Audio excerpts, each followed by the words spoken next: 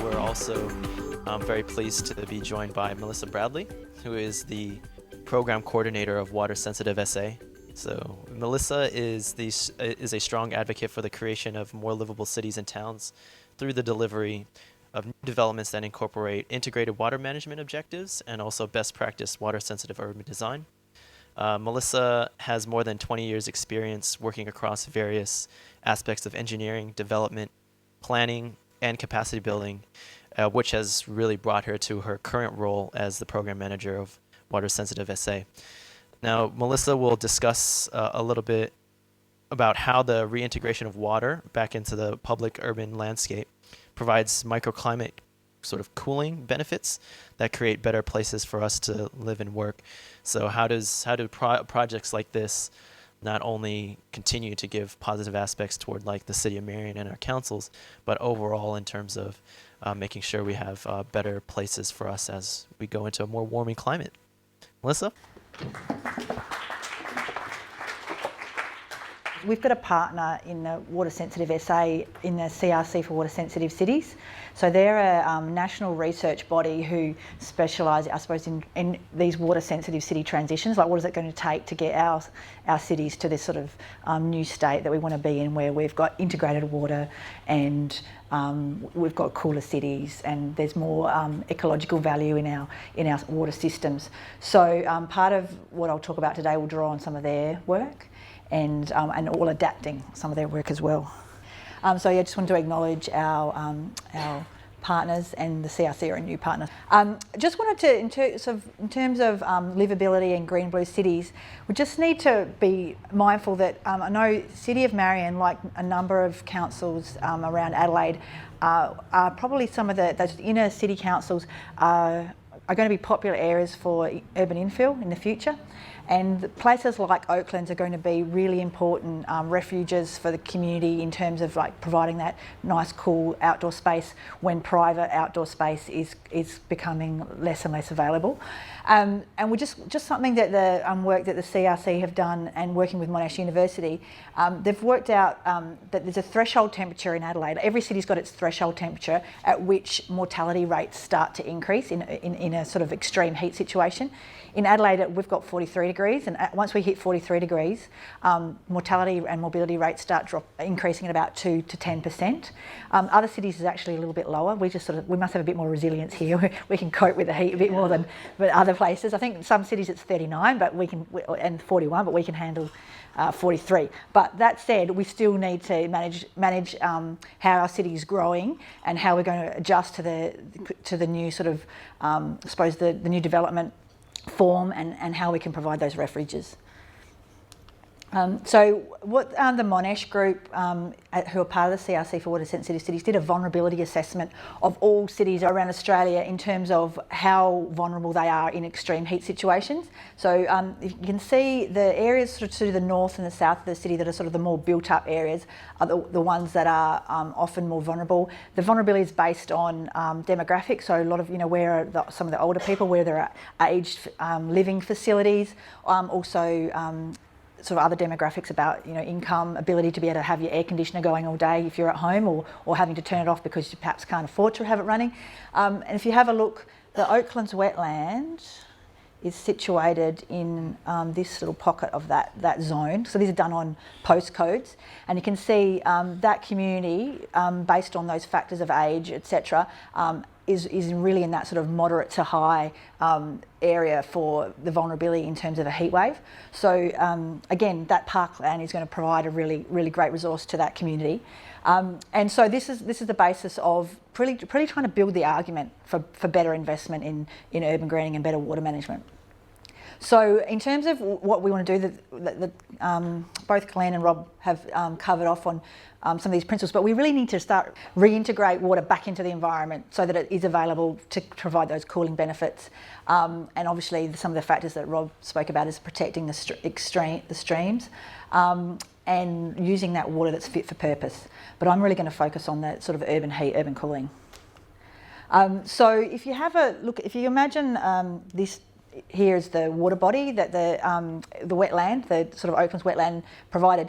Often you can get an urban cooling from the cooling benefit of the wetland, which I'll talk a bit more about in a minute. You can get that same feeling felt at least the width of that wetland downstream or downwind of that resource. So you're not just getting that local benefit, you can actually get that benefit sort of in a wider area.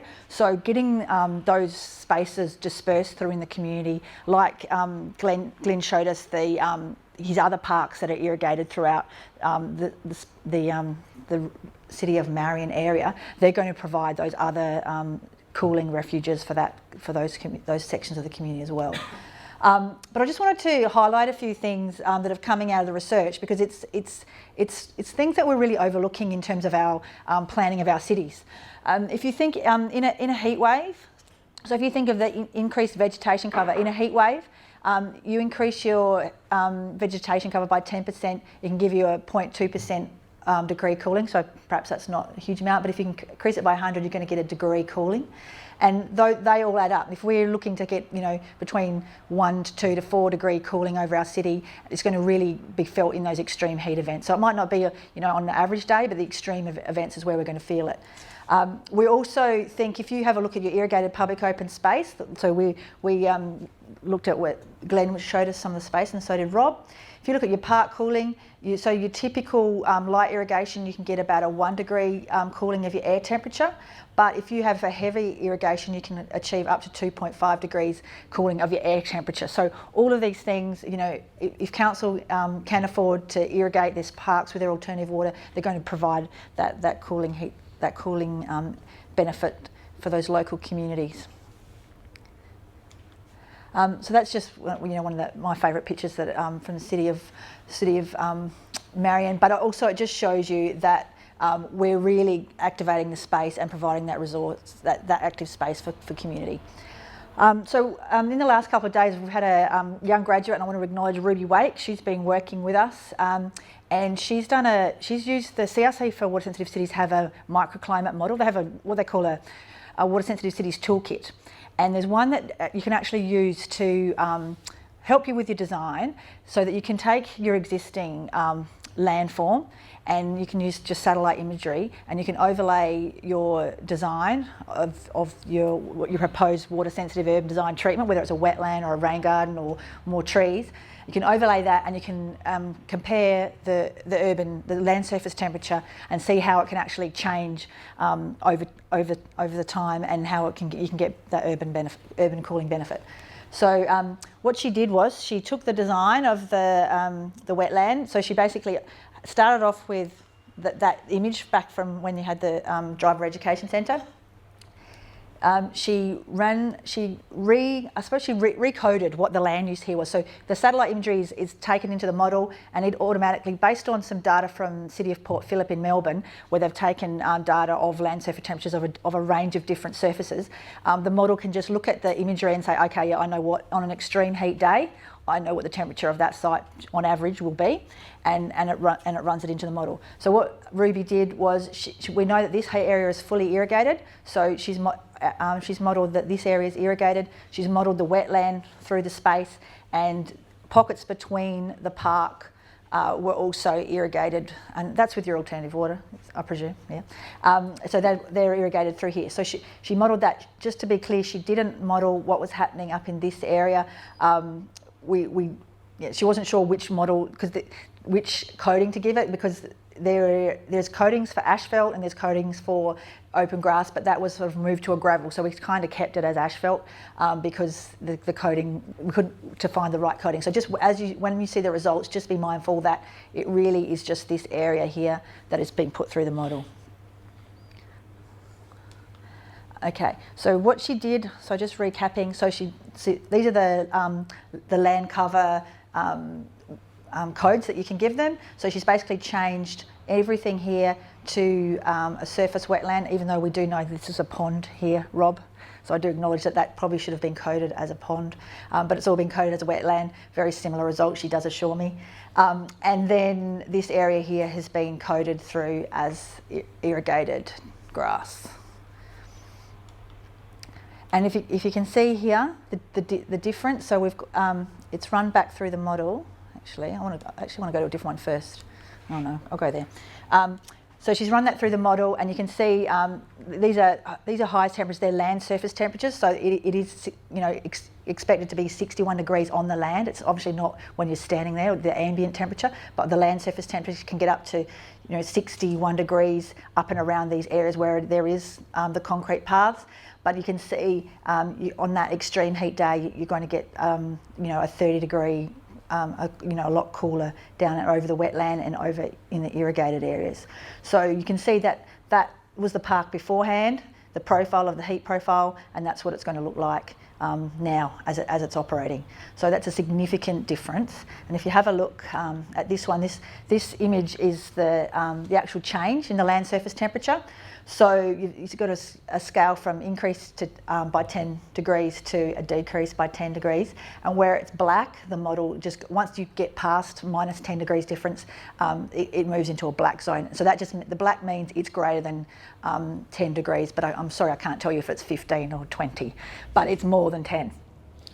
So again, the model can be used to demonstrate the benefit of that. And what we're hopeful is that sometimes when councils know when it's hard to get projects up and you need to sell it from a variety of angles, and it's tools like this microclimate tool that can potentially help, help people like elected members making decisions about, what are going to be the benefits to the community, and selling it from that urban heat and climate change adaptation is probably one of the biggest things that councils are dealing with at the moment in terms of their strategic planning and their community, planning for their communities. And so tools like this can actually help build that case to have greater investment in water sensitive urban design features.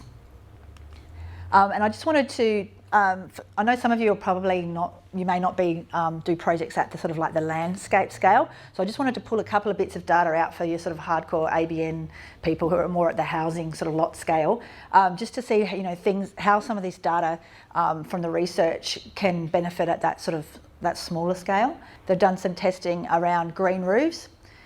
So you've got solutions for green roofs. You can have solutions around bioretention systems, irrigating in your own backyard, and just planting trees. So the data that's coming out for those sort of solutions are, for a green roof, you can get up to a 20% increase in the surface temperature, but just by putting a green roof in. And so hopefully in the future, if you follow the development plan policy, and you'll notice that there's a lot of there's a development plan out for the inner and middle metro areas where there's going to be a lot more apartments, and it's really advocating very strongly for green roof solutions because let's face it, there's not a lot of space on the land for any other green features in many of the cases, but you can see that that's also going to provide that urban cooling effect, and as long as it's not too high, once they get quite high, the apartments, it doesn't have a lot of impact to the humans here, but you can actually get the insulation benefit as well. But you also look at your typical streetscapes. If you build these bioretention systems into your streetscapes, your rain gardens, you can cool that area, the surface temperature up to 25 degrees. So again, building rain gardens in, building trees in your streetscape can improve your air temperature by 1 to 1.5 degrees. Irrigating in a heat wave, up to 3.5 degrees air temperature. So it's not just something you can do in a park. It's something that people, if you have an alternative water scheme, if you have a large rainwater tank in your backyard, you could be irrigating your own backyard and getting an urban cooling effect for your own household. So that it's really something that while it's great for councils to apply it at the sort of the park and the public realm space, it's things that we can be integrating into our own backyards and integrating into our own spaces to have that, controlling your own thermal comfort through better urban water management and your own water source. And so I just wanted to show a couple of features of some of the rain gardens that are around Adelaide that are in your streetscapes while I'm here. and even infiltration systems. Like some areas you've got clays that might not be suitable for you to do it close to your footings, but if you have got a 3 metre offset from most buildings with the right soils, you can have your own little on-site infiltration system that can keep water in the environment and basically get that balance and get the transpiration that's going to have that urban cooling effect. So there's all these little things that you can do at the household level. That's Union Street in Dulwich, and that's pretty much had guerrilla gardening by all the local people there. There's not a scrap of verge that's not planted out. I went out and took photos, and there's lettuce. Someone's planted lettuce in the verge, but they've reclaimed that space, and it's actually, you walk along that street in the day and it is a cool street to walk on, and it's because the community has basically made use of these infiltration systems because it can sustain understory now. So it's communities are getting involved in this as well. And if you want to know more about the Oaklands Park Wetland, we've actually got a case study on our website, so you can go to our website and have a look. We've worked with Glyn to develop that. Thanks.